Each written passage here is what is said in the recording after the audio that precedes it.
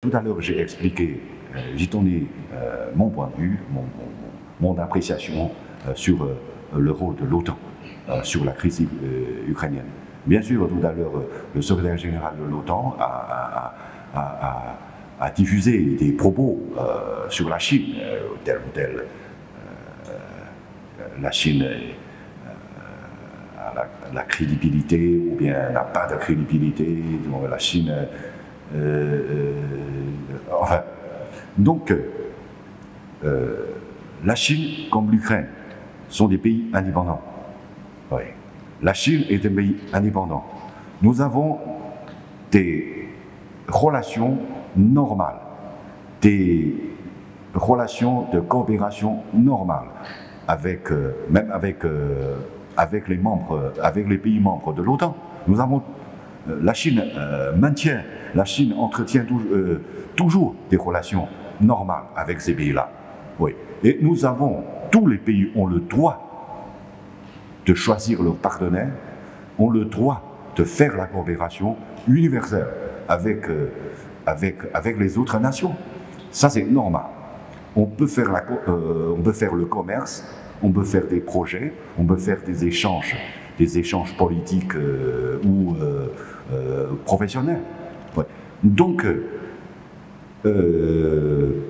si l'OTAN, si le secrétaire général de l'OTAN considère la coopération normale entre les différents États comme disons, un problème de non-crédibilité, alors tout vient à la logique. Oui. Donc, la Chine et la Russie entretiennent un partenariat stratégique global. C'est au même niveau que le Congo. Le Congo, c'est aussi le partenariat stratégique global. Oui. Avec la Russie, c'est la même chose. C'est la même chose. Oui. Donc, je dis que selon les idées du président Xi Jinping, il a dit que nous avons besoin d'une sécurité, nous avons besoin d'un monde, d'une sécurité basée sur le partenariat plutôt que l'alignement. La Chine et la Russie n'ont pas fait l'alignement. Il n'y a pas l'alliance entre nous. Ce sont des relations de partenariat. Ouais. Donc, si on fait du commerce, ouais. Alors, est-ce qu'il y a la faute? Oui. Avec l'Ukraine, c'est la même chose. Oui. Avec les autres pays, avec les États-Unis, avec le Japon, avec l'Europe, l'Union européenne. Oui, nous avons fait du commerce avec tous les pays du monde. D'ailleurs, j'ai oublié combien, dans au moins deux tiers, parmi deux tiers des pays du monde, la Chine est le premier partenaire commercial. Oui. Donc, ça, je crois que ce n'est pas un prétexte.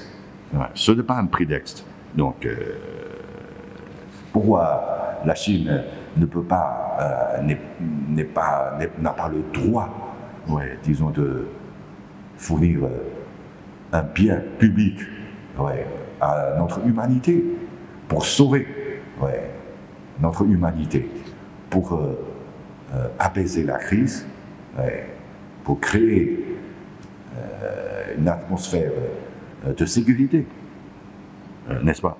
Oui. Et les États-Unis accusent la Chine, disons, de vouloir. Ah, oui, vous avez bien choisi le mot, de vouloir livrer des armes à la Russie. Ouais. Mais comment les États-Unis ont su que la Chine,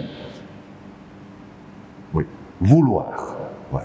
Si la Chine a vendu, il y a des preuves, s'il y a des preuves, alors ça, oui, vous pouvez les avancer, on peut les regarder, on peut les examiner.